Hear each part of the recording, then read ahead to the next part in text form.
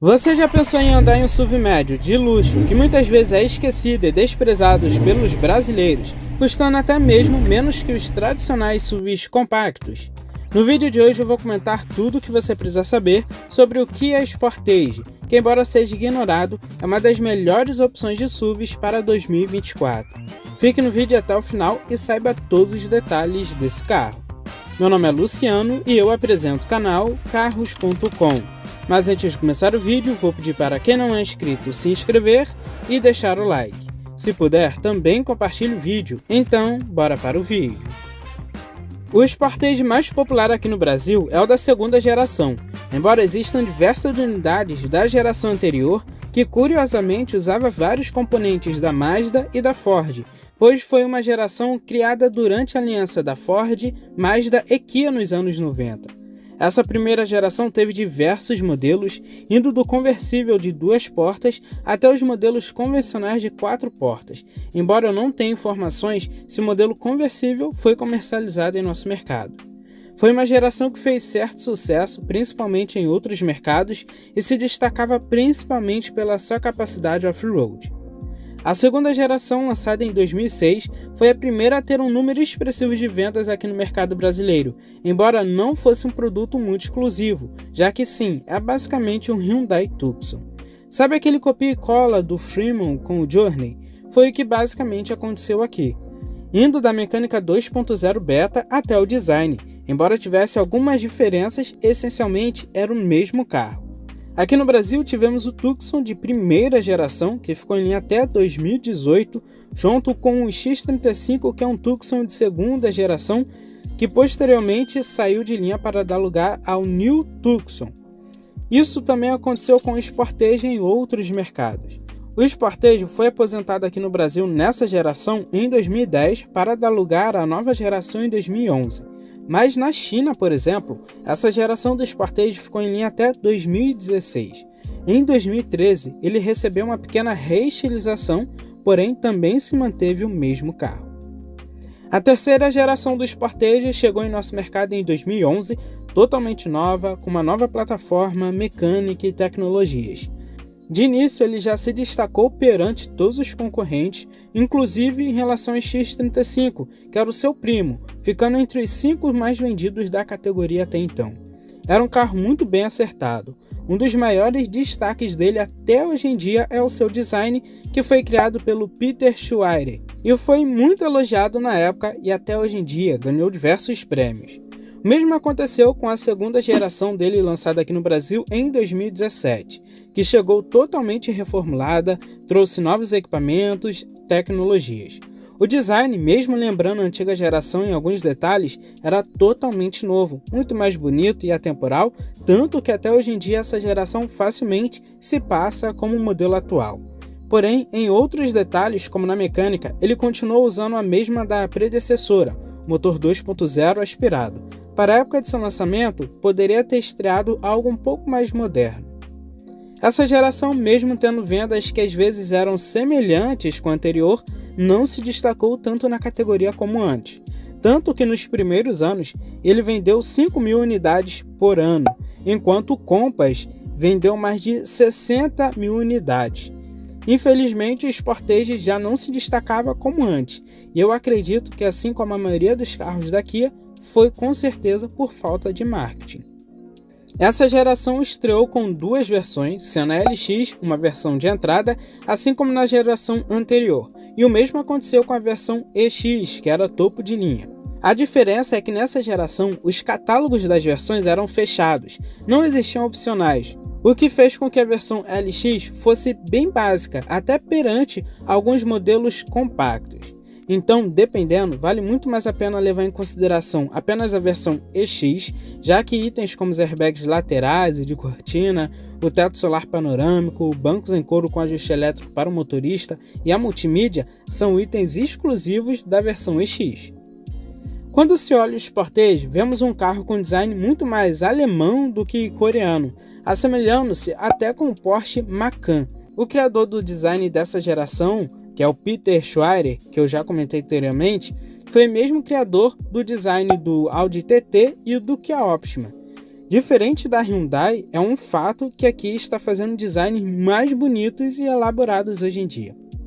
Na dianteira, o Sportage tem detalhes que chamam muita atenção, principalmente a enorme grade chamada de nariz de tigre pela Kia, com acabamento que lembra uma colmeia, toda em preto brilhante e com uma moldura cromada. Outros detalhes, como a parte inferior do para-choque, que tem um acabamento em cinza acetinado, chamam a atenção. Os faróis também são lindíssimos, ficam bem nas extremidades e invadem as laterais e dão a impressão de que o carro é mais largo. Na versão LX, ele já tem um acabamento em máscara negra e possui os projetores para o alto e para o baixo, porém a iluminação é sempre halógena, podendo ser LED ou até mesmo xenon. Na versão EX, muda completamente a iluminação desse carro. Os faróis de neblina são compostos por 4 pequenos projetores de LED mais bonitos e mais eficientes. O mesmo acontece com os faróis principais, que infelizmente ainda não passam a ter uma iluminação mais tecnológica, porém a luz de posição é feita por um projetor com 3 pontos de LED, sendo um show à parte, deixa esse carro muito mais imponente e com um ar de luxuosidade. As laterais dele são bonitas, porém sem muitos vincos, e até se assemelham com a antiga geração. Um detalhe que pode não ser tão positivo é a coluna ser bem grande, diminuindo a visibilidade e podendo causar um ponto cego. A versão LX é equipada com rack de teto, que parece ser mais estético do que funcional. Além disso, tem a moldura dos vidros cromada e os retrovisores elétricos com luz de indicação. As rodas dessa versão são mais simples, são aro 17, com perfil do pneu 225/60. Já a versão EX tem detalhes mais interessantes, como as maçanetas cromadas, o friso na parte inferior da porta seguindo o mesmo acabamento cromado e o teto preto, já que ele passa a ser panorâmico. Os retrovisores são rebatíveis eletricamente. As rodas passam a ser muito mais bonitas e são aro 19, 2 perfis acima, e passa a ter o perfil de pneu 245/45. É um perfil muito baixo, então se deve ter bastante atenção ao conduzir um carro desse. Na traseira temos um carro sóbrio, mais bonito e atemporal também. Maior destaque fica para as lanternas interligadas. Na versão LX a iluminação é convencional, mas na versão EX é feita por LEDs com efeito 3D, que à noite dão um charme para esse carro. O ponto negativo são as setas que ficam na parte inferior do para-choque, tirando muita visibilidade e não sendo nada seguro. Com uma lanterna desse tamanho, não faz sentido a seta ser no para-choque. Isso é coisa bem de carro coreano. Um exemplo é o novo HB20, que adota o mesmo design. Normalmente, em um SUV, as pessoas querem mais praticidade para rodar no dia a dia, mas não é muito bem o que acontece aqui. O Sportage tem 17,5 graus de ângulo de entrada, fazendo com que na grande maioria das vezes ele raspe em lombadas ou entradas e saídas de garagens. O para-choque raspa com certa facilidade. Já a altura em relação ao solo é de 18,2 cm, o que é ok e fica na média da categoria. Mas o que importa na grande maioria das vezes é sempre o ângulo de entrada. E o ângulo de entrada desse carro aqui não é tão bom. Partindo para o seu interior, vemos um interior muito simples, mas bem feito.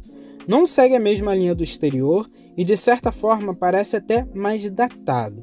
Alguns detalhes, como a multimídia, por exemplo, parecem ter sido adaptados. O acabamento não é muito bom. Em relação à qualidade dos materiais usados, é mediana. Não espere nada acima da média perante os concorrentes. Estamos falando de um carro bem honesto e equilibrado nesse quesito. O painel na parte superior tem um soft touch, que não é um dos melhores, e a parte inferior é toda em plástico duro. Não aparenta ser um plástico de boa qualidade. Já as portas misturam esse toque suave um pouco mais simples, com o couro. Mas o que não decepciona neste carro, com certeza, é o espaço interno. Em relação a isso, ele não deixa a desejar. Estamos falando de um excelente entre-eixos de 2,67 metros e uma largura de 1,85 metros. São dimensões muito boas e refletem em um bom espaço interno. Os passageiros na dianteira viajam com muito conforto, assim como na traseira. Atrás, 3 passageiros adultos vão sem aperto. sobra muito espaço para as pernas, para a cabeça e lateralmente.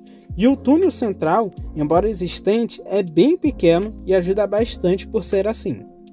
O porta-malas, por sua vez, tem 503 litros. É grande e atende a maioria das pessoas. Poderia sim ser maior, porém o step dele é a mesma roda, com a mesma medida de pneus que usa como rodagem. Então você sacrifica um pouco do espaço do porta-malas por algo que realmente é mais vantajoso. Então eu acredito que não seja um ponto negativo, até porque estamos falando de 503 litros, que é muito espaço. Em relação aos equipamentos, o Sportage é um carro bem equilibrado também nesse quesito, é aquele feijão com arroz. Pelo menos na versão EX, já que na versão LX ele deixa a desejar, principalmente nos primeiros anos, infelizmente. Como itens de série na versão LX, temos o volante revestido em couro com controles para o piloto automático e para o computador de bordo, que em partes é completo, porém tem dois pontos super negativos. Primeiro, por ser em inglês, o que é chato já que estamos no Brasil. E apesar de ser relativamente completo de informações e configurações, o computador de bordo não tem a medição do consumo de combustível, que é uma das principais informações de um computador de bordo. Isso não faz o mínimo de sentido. Além disso, o volante também tem controles para o sistema de som, que também é simples, sem muitas funções, mas já tem entrada USB, auxiliar e CD, e também conta com Bluetooth. Além disso, os bancos são em tecido, ele possui vidros, travas e retrovisores elétricos, o ar-condicionado analógico, faróis com acendimento automático e alguns outros detalhes, como apoio de braço dianteiro e traseiro, espelho nos para-sóis com iluminação e só. Já a versão EX tem mais itens legais e que chamam mais atenção, como os bancos em couro, com ajuste elétrico para o motorista, o teto solar panorâmico, a chave presencial compartida por botão, o ar-condicionado digital e automático de 2 zonas, limpadores de condicionamento automático. E ele passa a ser equipado com uma multimídia bem moderna para a época, possuindo um Android Auto e Apple CarPlay e também espelhamento de tela. Ele também conta com GPS nativo. Cumpre bem mais do que o básico para hoje em dia, e sinceramente, para quem não exige muito, nem precisa atualizar essa multimídia. Realmente ela cumpre muito bem o seu propósito. E é muito boa, mesmo já tendo anos de lançamento. Em relação aos itens de segurança, na versão LX, a básica, temos o freio a disco nas 4 rodas, com ABS, cinto de segurança de 3 pontos e apoio de cabeça para todos os ocupantes, ISOFIX, airbags frontais, câmera de ré e sensores de estacionamento traseiro. É por isso que eu vou frisar novamente que essa versão LX não se destaca. Esses itens aqui são básicos para hoje em dia, que qualquer carro de entrada mais barato já entrega. Essa versão peca bastante, devendo diversos itens que são só disponíveis na versão de topo. Itens como os airbags laterais e de cortina, se eu não me engano, totalizam 10. O alerta de ponto cego, alerta de tráfego cruzado, assistente de partidas e rampas, o controle automático de descida, assistente de partidas em rampas, monitoramento da pressão dos pneus, os sensores de estacionamento dianteiro e os importantíssimos controles de estabilidade e tração, que em um carro desse nível já deveriam ser de série. O interessante é que ele tirou nota máxima no teste de colisão, sendo um destaque até hoje em dia. No geral, é um carro bem equipado e seguro. Para a época ele deve alguns itens, principalmente na versão de entrada, itens que eram comuns até nos SUVs compactos. O exemplo é o freio de estacionamento elétrico que você encontrava no HR-V e também no Renegade. E aqui no Sportage, que é um SUV de um degrau acima, o freio de estacionamento é no pé, lembrando a D20. É um carro que realmente deixa a desejar nesse quesito. Partindo para a sua mecânica, temos um motor muito popular na linha da Kia e Hyundai. É um motor 2.0 nu aspirado com duplo comando de válvulas variáveis e já utiliza a corrente de comando, o que faz com que o custo de manutenção diminua e a durabilidade do motor aumente. Em relação à potência, ele gera 167 cavalos com álcool e 156 cavalos com gasolina a 6.200 RPM. Ele tem 20,2 kg de torque com álcool e 18,8 kg de torque com gasolina a 4.700 RPM. É um carro bem pesado, pesa 1.570 kg, então esse motor é apenas ok para todo esse peso. Ele tem um peso-potência de 9,4 kg para cada cavalo. Seu câmbio é um automático convencional de 6 marchas com opções de trocas manuais através dos pedal shifts no volante. Com isso, ele faz de 0 a 100 km por hora em 11 segundos e atinge uma velocidade máxima de 175 km por hora. Isso significa que não dá para esperar um desempenho acima da média. É um carro bem honesto nesse quesito. É aquele carro que vai te levar bem do ponto A ao B sem grandes emoções e cumpre bem o seu propósito. No quesito consumo, este nunca foi um ponto forte em todas as gerações do Sportage, porém particularmente eu acho que fica na média para um SUV médio. Entretanto, é um carro 2.0 sem tanta potência, então é um carro que vai beber mais e não vai te entregar um desempenho muito favorável. Na cidade, com álcool, uma média de 6 km por litro, com gasolina 8,7 km por litro. Já na rodovia, essa média passa para 7,5 km por litro com álcool e 11 km por litro com gasolina. Como eu sempre comento, nenhum carro é perfeito e aqui no Sportage não é diferente, e você deve prestar atenção em alguns detalhes.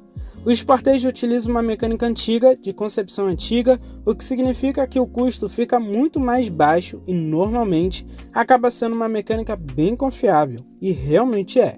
Mas você deve prestar atenção em alguns detalhes, e realmente são pequenos detalhes. Uma reclamação frequente dos proprietários é na lente do farol, onde frequentemente aparecem manchas que não saem de forma alguma.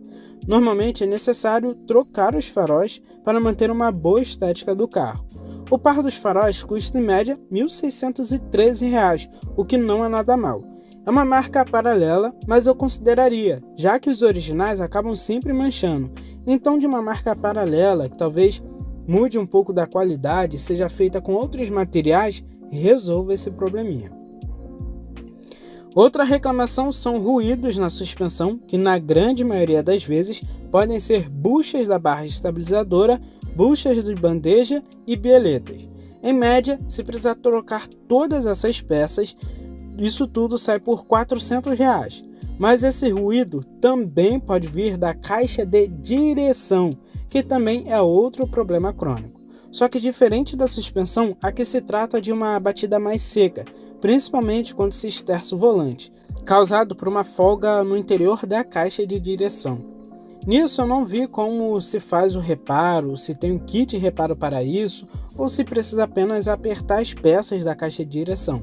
Mas aí tem que procurar um bom profissional para fazer isso.